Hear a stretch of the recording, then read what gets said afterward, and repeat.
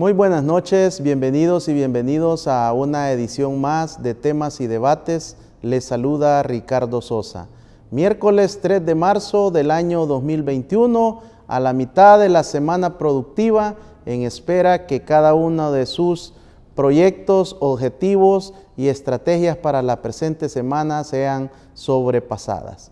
Continuamos luego de las elecciones del pasado domingo 28 de febrero en El Salvador, desarrollando el análisis, los balances respectivos de esta fiesta patriótica donde usted pudo asistir masivamente a las urnas, superando las últimas dos votaciones de consejos municipales y diputaciones para cumplir con ese deber cívico. En esta noche tengo el privilegio de presentar al doctor Nelson García, abogado y notario de la República, analista político y un generador de opinión con un talento y una academia que es importante valorar para que usted, amigo televidente y cibernauta, tenga más elementos y pueda generarse su propia opinión.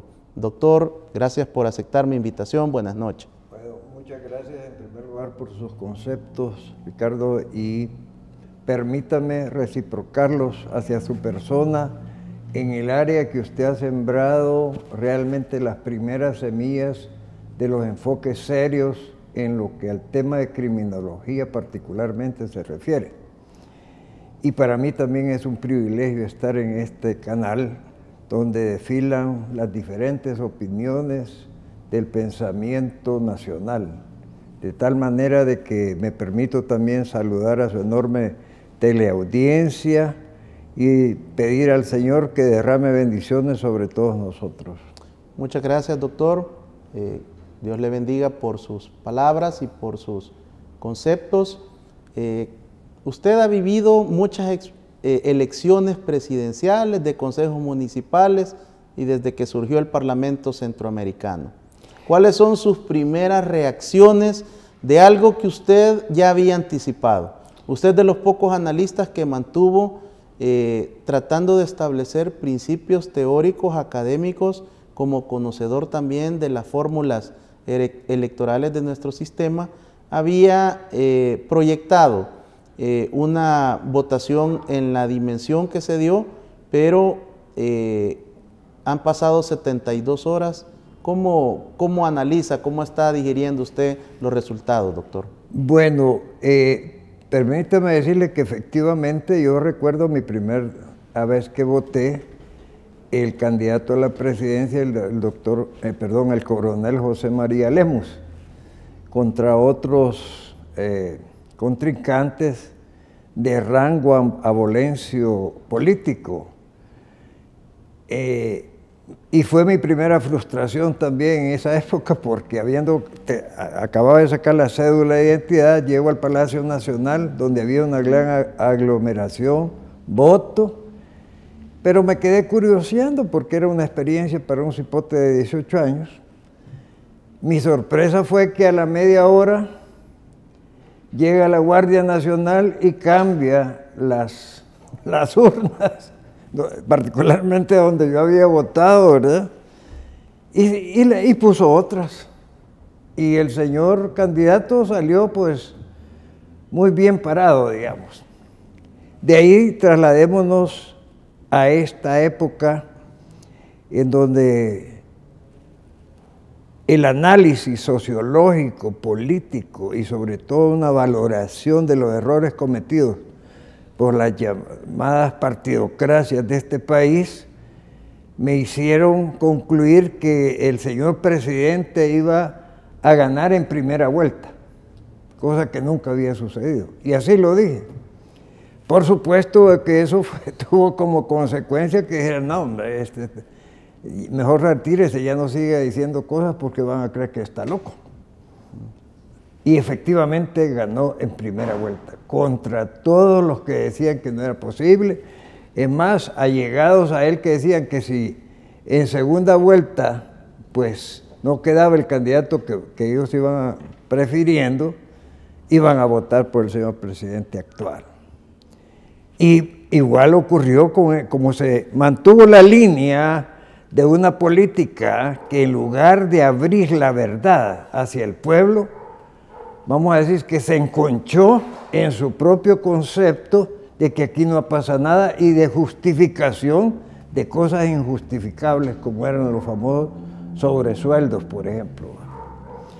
Pero no les bastó con eso, sino que empezaron a desarrollar una política agresiva contra cualquier acción del gobierno y valga decir del presidente de la República particularmente. De ahí se inventaron una serie de situaciones que puedo dar fe que no eran ciertas porque yo estuve ahí, como el famoso, entre comillas, golpe de Estado. Golpe de Estado que me hacía pensar que si estos señores alguna vez habían leído algo sobre ese tema, para pensar que alguien va a dar un golpe de Estado en un lugar vacío, porque en el golpe de Estado uno de los primeros procedimientos es capturar y neutralizar a los oponentes o a los que se va a derribar, ¿verdad?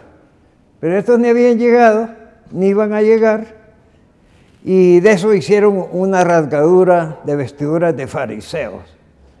Por ahí comenzaron a taquear lo que después se va a convertir en un mortero terremótico, diría yo, de lo cual solo han quedado unos cuantos escombros legislativos, ¿verdad?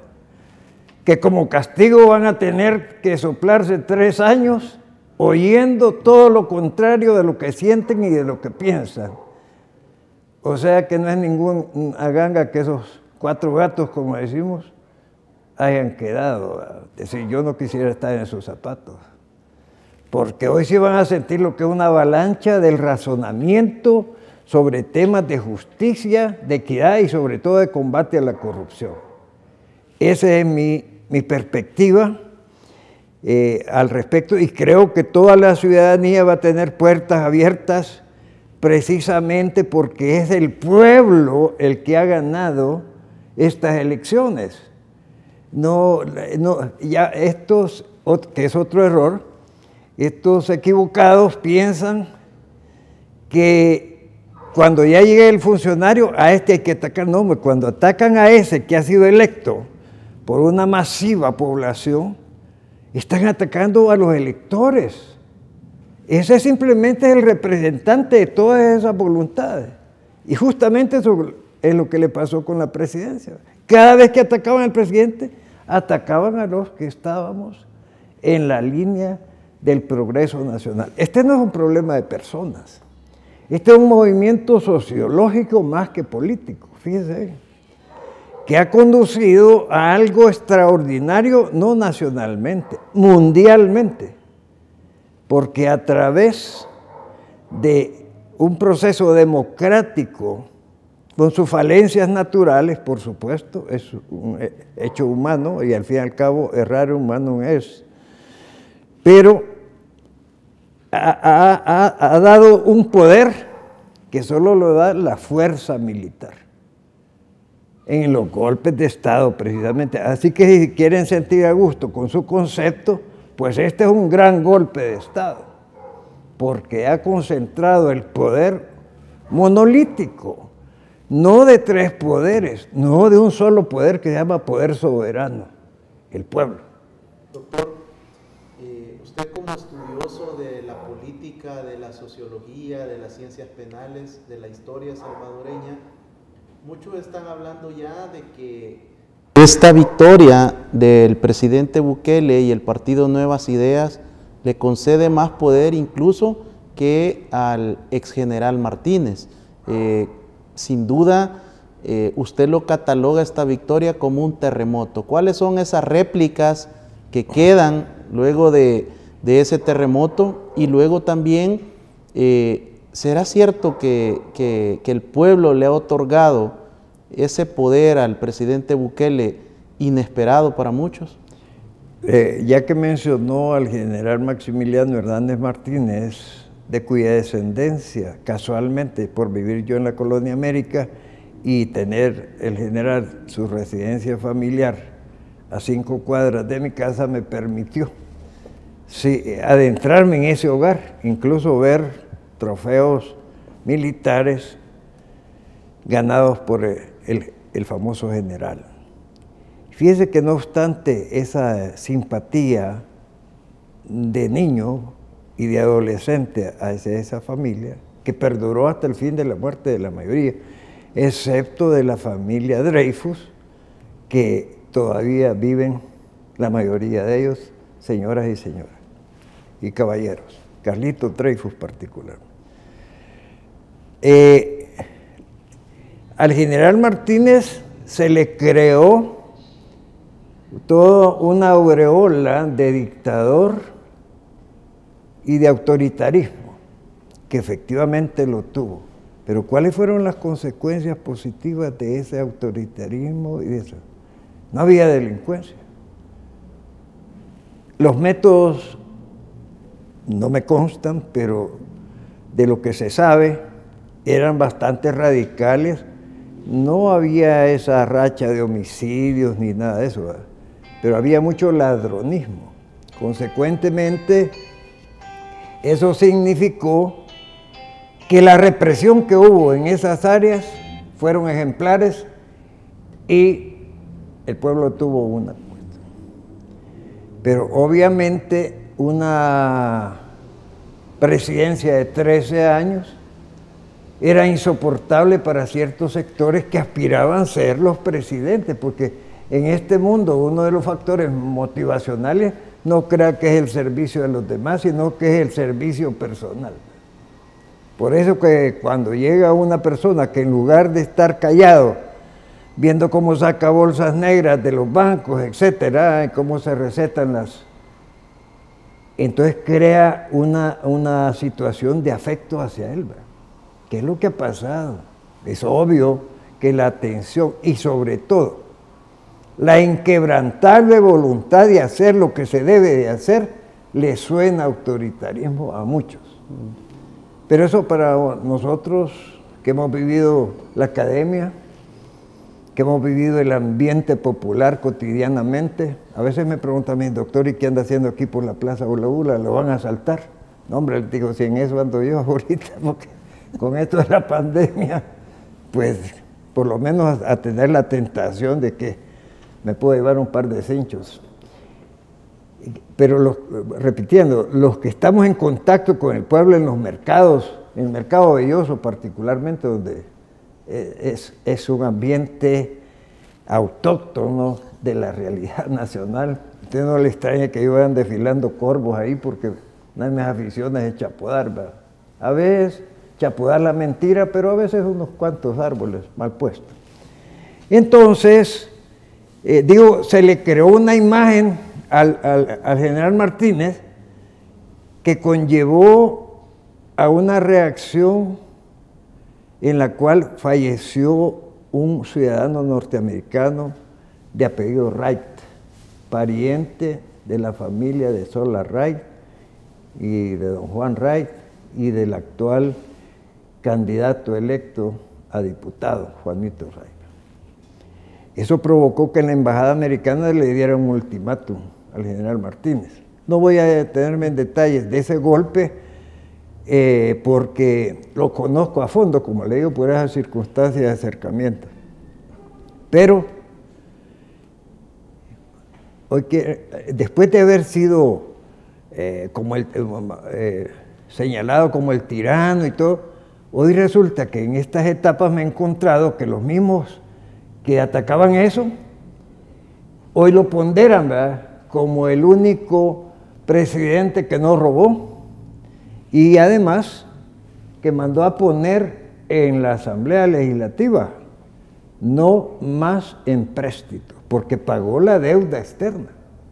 Fíjense bien, hizo los puentes sobre el río Lempa, etcétera, etcétera, las carreteras. Hubo un desarrollo físico del país. Obviamente con la situación del 32, en que obviamente es imperdonable que se haya combatido en la forma que se hizo, pero usted en una guerra, al adversario que viene armado con fusiles y machetes no lo va a recibir con flores porque le vuela la cabeza. Bien, esa paradoja histórica me hace pensar a mí que eso del dictador había que analizarlo, y entonces escribimos con Eudoro Maña, valga decir, Rosales y Rosales, ¿verdad? Gran compositor, tiene una canción que la recomiendo a todo salvadoreño que la escuche, que se llama Reina de América, que es una canción a la Virgen de Guadalupe, pero con raíces de devoción nacional y de realidad nacional. Entonces escribimos El dictador Salvatrucho, que por cierto lleva los colores tradicionales de la subversión, que son el rojo y el negro. Cuando a mi amigo Shafik Handal le dimos un ejemplar junto con Eudor, nos dijo, le pusieron los colores del FMLN. No, le dije yo, son los colores de una gasolinera que son iguales y que nos está financiando el libro. Pero bien, eso que le quisieron indilgar como gran temor a la gente viendo un dictador, hoy sí nos va a imponer lo que él les dé la gana. Eso se revirtió porque de ver lo que estaba haciendo el presidente, resulta que les empezó a parecer simpático la dictadura, pues. Si esto es la dictadura, dijeron, comparado con lo que es la democracia, que es que ustedes se repartan todo y se lo guarden todo y se den vida de reyes, preferimos esto. Entonces, como le digo que si hubiera un premio a la estupidez, estos jóvenes se ganarían el premio Nobel para mí, los de la partidocracia, ¿verdad? Porque han llevado al país a lo que yo llamo un tsunami electoral nunca visto. Muchas gracias, doctor, por estos conceptos y por este referente histórico, todo este marco conceptual que nos ha brindado en esta primera parte de la entrevista. Al regresar, conoceremos más del análisis político y jurídico del doctor Nelson García.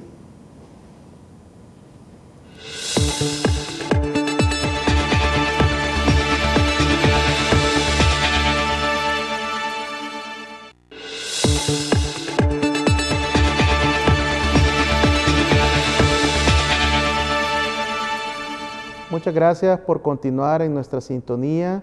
Si está cenando, compartiendo en familia, buen provecho. Esta noche el doctor Nelson García, abogado y notario de la República, analista político y un estudioso e investigador de las ciencias penales. Doctor, el presidente Nayib Bukele, un hombre de 40 años, incursiona en la política, inicia su trayectoria en un pueblo, en una ciudad desconocida, Nuevo Cuscatlán. En aquel momento que él recibe esa alcaldía, prácticamente nadie tan cerca de Santa Tecla, de Antiguo Cuscatlán, pero estaba condenado a la irrelevancia.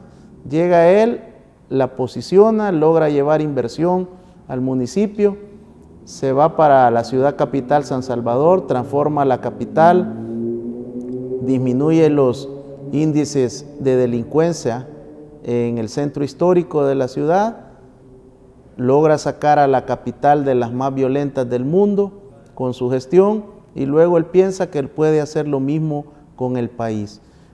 ¿Cómo analiza usted? Usted se ha vinculado y se ha relacionado con diferentes expresidentes de la República, ha estado con el poder político, con el poder académico, con grupos fácticos. ¿Qué le ha llamado la atención de la personalidad, de la propuesta del presidente Bukele? Realmente la primera confianza que tuve fue de la parte ancestral. ¿Quién fue el padre de este joven? Una persona que yo conocí en la universidad y que coincidimos en muchos planteamientos a nivel de debate estudiantil. Y que casualmente la doctora Isabel Rodríguez, de nuestro más enorme cariño y respeto, nos llamó cuando pretendió y llegó a ser rectora de la universidad para que le habláramos a la asamblea universitaria. Esa anécdota un día se la voy a relatar, pero el primer fundamento genético, diría yo, era saber que este joven provenía de un hombre íntegro, inteligente y amante del país, pero profundamente amante. Ese marco me daba a mí la confianza de saber que un hombre de esta talla, de don Armando y doctor Armando Bukele, había sabido formar a sus hijos sobre la argamasa que la naturaleza ya le había dado. Y lo cual lo he comprobado a través de la aplicación de acciones inteligentes que han terminado en sabiduría, pero que obviamente es la mejor arma de un ser humano en la vida. Esos son 5 dedos de frente para saber qué es lo correcto, qué es lo mejor y qué es lo inquebrantable. Y con esos elementos lo he visto que se desenvolvió frente a las críticas de que si no tenía título universitario, de que si había tenido defectos en su juventud, etc. Si es que el problema no es tener defectos, el problema es no superarlos. Y es allí donde alguien demuestra todavía más su categoría de fuerza de voluntad. ¿Ha cometido errores? Sí, yo he sido un crítico de esos errores y lo seguiré siendo en la medida que esos errores sean fundamentales para evitar un éxito, porque errores de poca talla dejaría de ser humano quien no los cometa, pero aquellos errores que pueden conllevar a un fracaso, un proyecto, eso sí hay que señalarlo, porque estamos interesados en el éxito del bien común. De tal manera que todos esos elementos me hicieron tener una simpatía política. Yo no soy miembro del partido, ni de ningún partido en estos momentos, ¿verdad? Nunca fui de Arena, ni del FMLN, quiero decirlo. ¿Ni PCN? Menos, pero ni de ningún otro. No obstante, como usted ya dijo, me relacioné con gente de la talla de Fabio Castillo Figueroa. Y por qué no decirlo, del maestro Fabio, actual representante de la familia. Fabio Castillo, un talento excepcional. Pero bien, también conocí y traté al general Sánchez Hernández. Cuando ya no era presidente, un día me dijo, nunca lo pudimos agarrar a usted, ¿verdad? Me dijo, no, le dije que yo sabía por dónde despuntaba la guardia siempre. Lo mismo me pasó con el general Medrano, que me hizo la misma observación, porque nosotros organizamos la huelga 21 de junio junto con Amelia Amaya y otros destacados maestros de aquella época, la primera huelga, y con las consecuencias de tener que ir a recoger cadáveres de obreros también a las orillas del mar. Pero bien, centrándonos en esto que ha vuelto heroico al presidente, porque mire, para vencer esas fuerzas anquilosadas por 30 años no es fácil. Con todo lo que tienen además de respaldo detrás de sus escritorios, menos. Solo la sagacidad y la providencia pueden hacer, y el destino, porque yo sí creo que cada uno trae un destino que según mi padre se formaba en el vientre de la madre. Ahí está formado. De tal manera que eso es, aparte de el cuento de aquel correcaminos que nunca lo logra agarrar, que se ha hecho famoso en su comparación, eso de no haberlo podido atrapar, no obstante todas las trampas habidas y por haber, dimensionó dos cosas. Primero, la sostenibilidad de un poder. Pero segundo, la comprensión cada vez más grande de una comunidad que vio que el ataque de que era objeto no solo era absurdo, sino contrario a los intereses del pueblo salvadoreño. Y ahí es donde se sintió afectado. Y ahí podemos hacer una cadena de palazos, diría, palazos, porque cada una de esas acciones, cada de esas citas, y ¿cómo les ocurre, por ejemplo, hacerle un requerimiento así, porque sí, a alguien que tiene fuero? Y toda esa caterva de asesores jurídicos, o no les hacen caso, simplemente son del batallón Cobra, como decimos, que es aquellos que solo llegan a cobrar, pero nunca se les ve. Porque ¿a quién se le ocurre que primero no hay que desaforar a una persona como el señor director de la PNC, que en ese momento, precisamente, y yo creo que más como trampa que como protección, se le dio la categoría de viceministro? ¿A quién se le ocurre, sabiendo que el pueblo ama a su Fuerza Armada, porque es una institución integrada por la crema sociológica de este país, pero de la más humilde, sea quien sea el soldado? Ese soldado está vinculado afectivamente con todo un estamento social.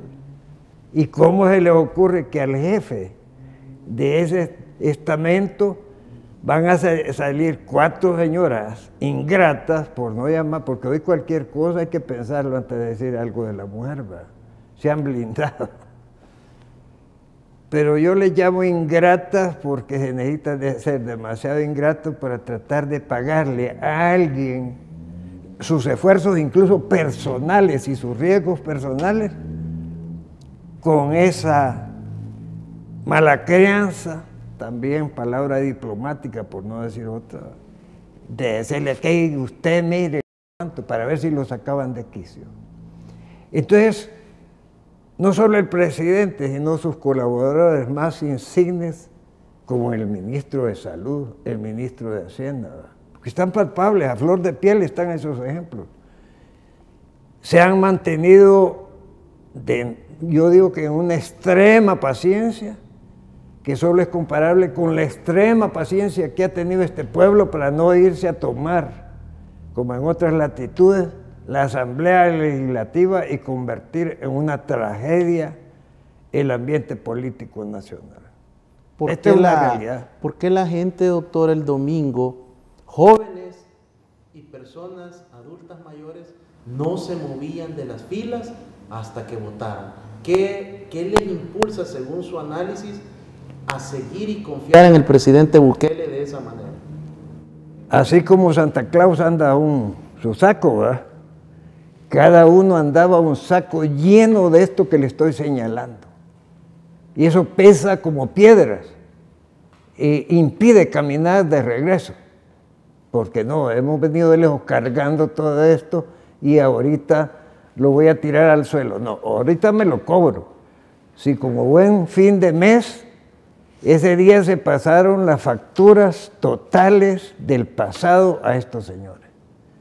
Y como he dicho en otros ambientes, me dicen, pero sí, pero han quedado unos que otros, sí. Sí, les digo, es que en un terremoto de esta magnitud siempre quedan escombros, ¿verdad? Inservibles, pero ahí quedan. Pero eso no significa que van a estar ahí permanentemente, como los que han dejado en San Salvador desde los terremotos del 86, ¿verdad? No, esto les espera 2 penas para mí. La primera y más terrible es estar oyendo los pensamientos y las decisiones masivas que se van a tomar ahí, que son contrarias a su vivencia política y espiritual. Es terrible, ¿verdad? Estar oyendo los argumentos, sin necesidad de requerimiento, porque hoy por su propio cargo van a tener que estar clavados ahí. Que dicho sea de paso, es otra de las cuestiones inolvidables, ¿verdad? La forma soberbia y yo diría cínica en que se entrevistaron a los altos funcionarios, ¿verdad? Pretendiendo sacarlos de quicio, pretendiendo denostarlos, con una ignorancia crasa de los temas, al punto de que uno de los sabios que ya se fueron, bueno, le quedan 2 meses, dijo que el agua para purificarla había que bendecirla. No, por favor, ¿verdad? Esa es otra clase de agua bendita, pero también es cristal. valga la redundancia. Entonces, todo eso es como cuando el volcán fue acumulando esa humedad, hasta que reventó. Solo que esta reventazón, este tsunami, tenía fecha de acontecimiento, que era el 28 de febrero. El día 28 de febrero creo que hay que consagrarlo como el día de la democracia salvadoreña, en que nace nuevamente la democracia en este país y sustituye una especie de lupanar que tenía como rótulo ese nombre. ¿Qué vinculación, qué relación puede hacer con la firma de los acuerdos de paz que genera el acuerdo político entre las dos dirigencias representadas en los partidos políticos que gobernaron los últimos 30 años El Salvador? Y ahora, justo cuando se van a conmemorar y celebrar los 200 años de República, se puede considerar esta gane del presidente Bukele y de Nuevas Ideas como el principio de una refundación del Estado salvadoreño. Indudablemente, todo eso que usted me señaló, los acuerdos de paz, el concepto de democracia e independencia de 200 años, forman parte de la lápida política, del obituario y, por qué no decir, del epitafio, que precisamente a través del voto le dio la razón al presidente cuando dijo que los acuerdos de paz habían sido una farsa, y igual que la guerra. Pero en el contexto real de esas palabras, porque es muy importante saber que estos señores lo interpretaron por otro lado. La farsa no consistió en que no hubo muertos, que no hubo violencia. Si ahí están todavía los recuerdos de los puentes bombardeados y destrozados. No, la farsa consistió en que el objetivo pretendido de la revolución, compartido auténticamente por los que ahora son desplazados y compartido auténticamente por todos los que dieron su vida por esos objetivos ideales, fue traicionado, porque solo sirvió como escalera para que un pequeño sector cupular se beneficiara ostentosamente, de una forma que es inocultable, pues. En eso consistió la farsa. Y los acuerdos de paz no es más que un diseño de que nosotros que nos estemos peleando frente al público que tenemos, lo que vamos a hacer es esto para que vos y yo nos estemos reciprocando el manejo del poder y los consecuentes beneficios. Entonces, los acuerdos de paz, que costaron una millonada, porque estos señores se reunían en hoteles de 5 estrellas, en Suiza, imagínense, en Suiza, en Venezuela. Bueno, yo no sé cómo no llegaron a Moulin Rouge, ¿verdad? Pero se reunieron en París.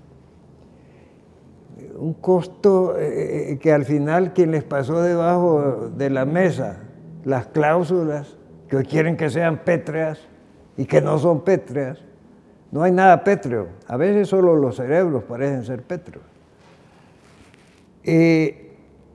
Eso es un diseño en que, si usted lo analiza objetivamente, podemos armar, como en química, la ley de vasos comunicantes, ¿verdad? Fíjese que se arrogaron con las reformas de la Constitución en el 92, se arrogaron atribuciones. La Asamblea Legislativa concentró el manejo del poder. De la Corte Suprema de Justicia, que ha sido dependiente de los partidos políticos. Y lo hemos visto más fresco, lo ha comprendido el pueblo. El Consejo Nacional de la Judicatura, donde supuestamente se eligen los jueces, que en forma de sándwich van las propuestas, porque el de en medio es el que va a quedar, y los demás van solo en calidad de gallos chingueros. El fiscal general, la Corte de Cuentas, el Procurador de Derechos Humanos, el Procurador General de la República. Todos esos son parte de las licencias que cada uno se canjea y que se institucionalizaron, ¿verdad? Aquí se ha llegado al colmo democrático que una minoría, los partidos minoritarios, son los que tienen el fiel de la balanza y de ahí surgieron los famosos maletines negros. Interesante, doctor, y muchas gracias por esta explicación y orientación de todo este esquema jurídico-político que ha experimentado El Salvador el pasado domingo 28 de febrero.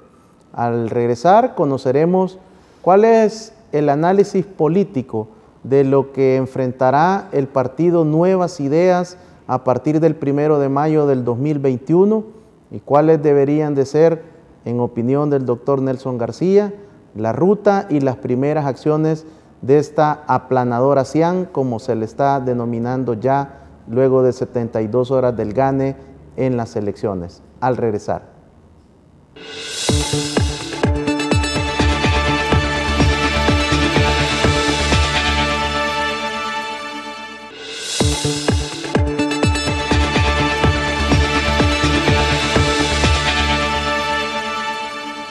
El doctor Nelson García, abogado y notario de la República, analista político, docente universitario, nos acompaña en esta noche desarrollando un balance jurídico-político del gane del partido Nuevas Ideas en su primera competición electoral. Doctor, el 1 de mayo recibe la nueva Asamblea Legislativa. Este día ha iniciado el conteo definitivo de los votos y se especula que Nuevas Ideas puede lograr de 1 a 3 diputados adicionales luego de poder desarrollar todos los ajustes en las 49 mesas que se han establecido. Ya tiene garantizados y fijos 56 diputados y diputadas.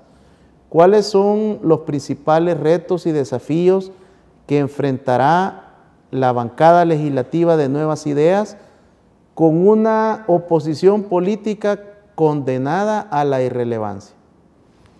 Interesante esa pregunta, ¿verdad? Porque es como entrar a un terreno y ver qué es lo que se va a hacer con lo que se tiene y con lo que se puede. Porque las ilusiones son muy grandes y las deudas gubernamentales que dejan estos señores son muy graves y profundas. Yo digo que lo primero que debe haber una conciencia de todos los que estamos apoyando este movimiento, este proyecto, es estar consolidados.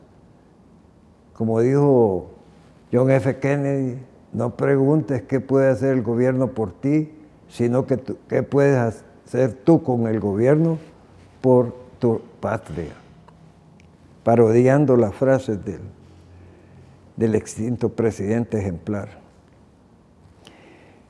Entonces, la primera tarea que tiene es crear perfiles diferentes a lo que están sustituyendo. Esto significa que, como dicen, la caridad empieza por casa, ¿verdad? Es decir, hay que deshacer todo ese cúmulo de prestaciones, entre comillas, que ofenden a los más miserables, a los más pobres y a los que se ganan el pan de cada día dignamente, y no que solo llegan por estar sentados 2 días, 3 días, ¿verdad? A ver leyes que les han mandado del extranjero para que las pongan en vigencia en el país. Porque le puedo señalar una cantidad enorme de leyes que no han sido paridas nacionalmente, ¿verdad? Incluyendo la ley de extinción del dominio, que es la cuna de la inconstitucionalidad, como lo sabe el más elemental estudiante de la Constitución, si las compara las disposiciones atentatorias que tiene, y que sin embargo la mansedumbre, por no decir otra palabra, de estos que se van, ha servido para que esas cosas pasen. como pasaron negocios como el Citran también, ¿verdad?, en que se toleró la apropiación abusiva del bien territorial nacional para asignárselos a exmiembros de este gobierno que se fue. Entonces el primer perfil es ese. Y yo como abogado no puedo pasar por alto, señalar que hay un defecto actual en la administración de justicia que consiste que los abogados litigantes en el campo penal no tengamos acceso a la comunicación de los procesados. Eso es un quebrantamiento fundamental a derechos humanos y derechos que consagra la Constitución, esta y la que debe de hacerse, porque ese es el otro tema, para romper con todas estas islas legales de corrupción que permiten la corrupción. Es necesario reformar integralmente, y digo reformar por no decir hacer otra constitución, porque eso parece aquí que asusta más que la pandemia que tenemos, y que por cierto me permite decir que el país se convirtió y se ha convertido en un ejemplo mundial de talento, de esfuerzo y de inversión para combatirla. No obstante que si se hubieran seguido los parámetros de la mentalidad y de los intereses que trataron de echarle zancadilla al presidente para que fracasara, no obstante eso, como le digo, ha surgido como ejemplo. Pero la tarea es inmensa y la tarea exige una prolongación de poder, no del presidente, porque eso les asusta también, ¿va? No obstante que en Estados Unidos, el país más democrático del mundo, la reelección es una cosa natural, pues. Pero aquí no va.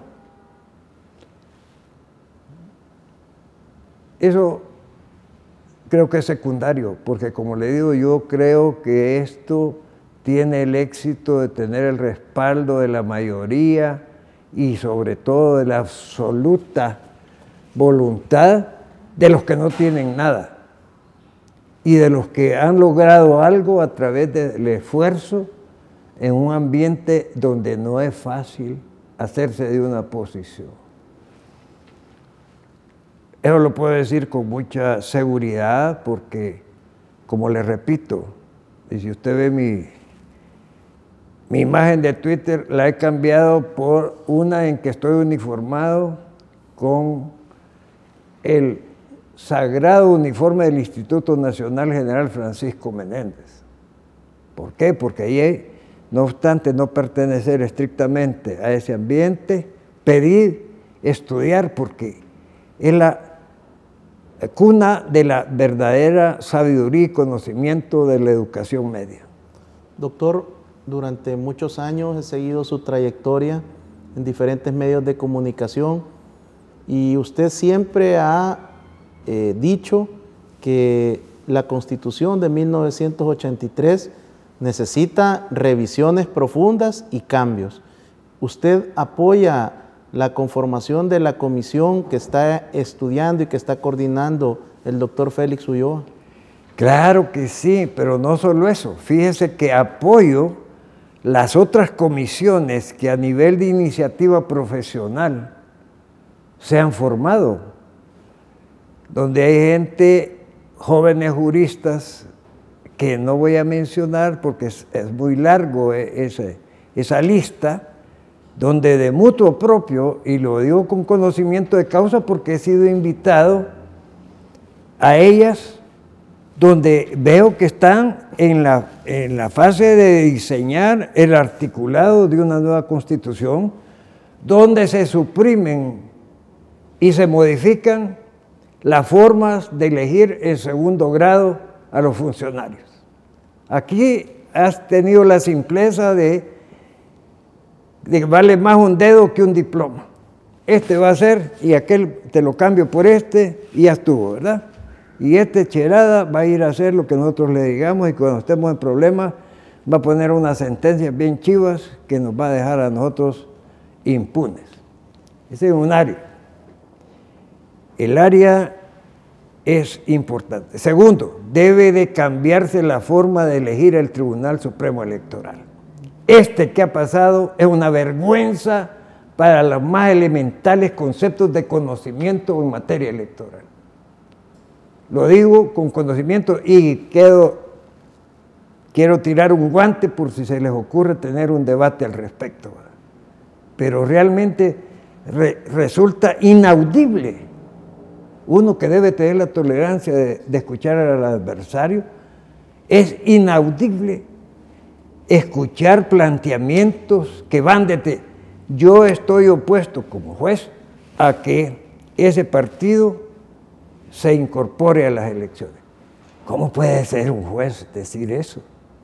Y se ha dicho por un abogado, no. Sí.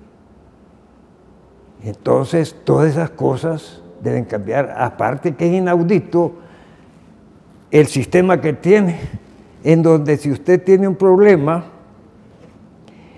se lo resuelve el tribunal, entonces usted no está de acuerdo con esa resolución, la apela, ¿y quién cree que va a conocer? El mismo tribunal.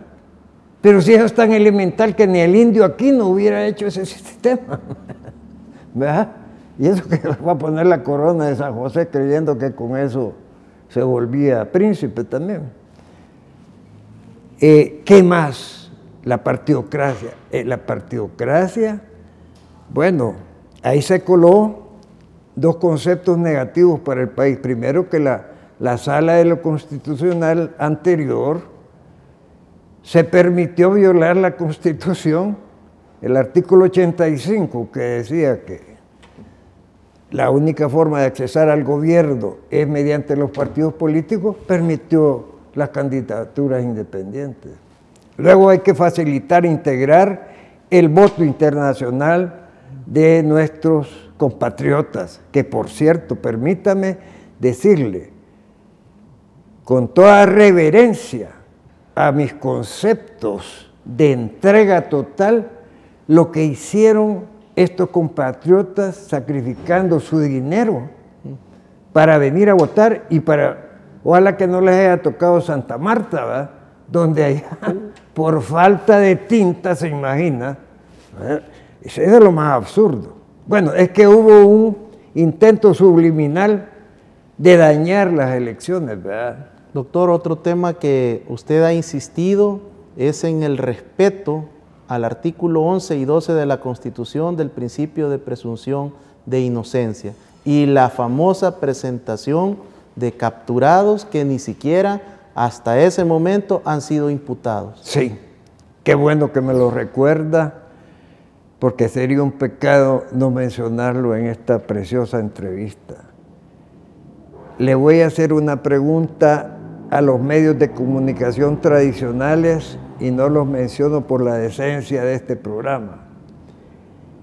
¿Quién les ha dado el derecho de tomar una fotografía sin el permiso del que está siendo fotografiado, cuando la Constitución dice que cada uno es propietario de su propia imagen?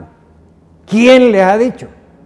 Solo esa matonería de papel que se ha impuesto en la historia de este país, pero que gracias a Dios, y a que han surgido incluso otros periódicos, tanto digitales como Diario El Salvador, que han venido a contrarrestar ese sacerdocio de la mentira. Porque gracias a esos 4 pilares que ha habido aquí, donde se ha sostenido la mentira de verdad. Y otra cosa afrentosa, ¿quién le da derecho al propietario? Porque los periodistas son siempre empleados en este país, de vos me vas a publicar, no, a este no me lo saqué porque es el hijo del gerente, tal cosa que nos pauta. Entonces, a veces, si lo puedes sacar en anuncios clasificados, y más si es mi pariente, sacarlo en anuncios clasificados y no digas que está lavando dinero. Entonces, al otro, hacémelo pedazos, pero si vayan a rebuscarse, pero son frases que me han hecho llegar reporteros. sobre todo como que han confirmado aquello de que mal pague el diablo a quien bien le sirve, porque después han sido despedidos en masa por razones de equilibrio presupuestario, dicen. Pero lo más afrentoso es lo que vi hace 15 días. Una fotografía de dos hermanos decapitados, una cabeza por un lado y la otra por el otro lado, en un periódico que no es mi amigo, pero así se le llaman, ¿verdad? ¿Cómo es posible?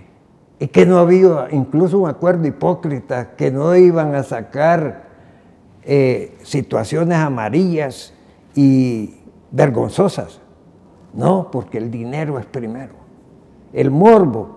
¿Quién cree que tiene enferma esta sociedad, sino los que promueven el reggaetón chuco, como dice un estimado presentador de televisión que vi esta mañana antes de venir a este programa, y dijo, yo digo, si me piden que baile reggaetón chuco, nunca había oído ese concepto, pero sí me lo imagino, por lo que se ve. Porque aquí ha habido videos que han promovido la palabra mara. ¿De dónde cree que salió? De esa insistencia juvenil de, ay, la mara tal y la mara tal. En eso terminó el concepto sociológico. Pero lo más ominoso es que a procesados los hayan ido a traer al extranjero por medio de un helicóptero, los hayan peloneado y sin qué ni para qué los hayan llevado a Zacatrás y sacar, y en Zacatrás, que es inaccesible, dejan entrar porque ha habido un convivio siempre, ¿verdad? Si usted se nota, y puede ir a la hemeroteca, donde están todos los diarios, desde los primeros que se fundaron en este país, y va a ver que hay una connivencia en la cual la Fiscalía General de la República es la única a la que le dan la oportunidad de plantear las situaciones de acusación. Los defensores, en términos generales, a menos que sea muy chero del jefe de redacción y que no se dé cuenta del propietario, y esto lo digo con conocimiento, como usted dijo al principio de esto, sí, yo he andado navegando en esos mares y he conocido la clase de ostras que hay ahí. Doctor Nelson García, quiero darle las gracias por esta interesante y amena conversación, ilustrativa, orientadora, educativa para todos nuestros televidentes y cibernautas, que les permite formarse una mejor opinión. Muchas gracias por aceptar mi invitación y estaremos atentos a poder continuar desarrollando temas jurídicos y políticos que son sus pasiones. Muchas gracias a usted, Ricardo, particularmente porque creo que como interlocutor es parte de la paciencia a la que me he referido, que es hoy una virtud del pueblo salvadoreño, pero además porque en su categoría profesional merece mi más alto respeto, y así se lo expreso. Muchas gracias, doctor. Y a usted, amigo televidente y cibernauta, recuerde, continuamos con la campaña de prevención del suicidio en El Salvador. Usted no está solo. Cualquier dificultad, cualquier problema, de cualquier índole, hay salida, hay respuesta, hay solución. Busque ayuda, converse sobre lo que usted está sintiendo en su corazón, en su alma. Busque un adulto significativo porque usted no está solo. Abrace la vida, que Dios le bendiga.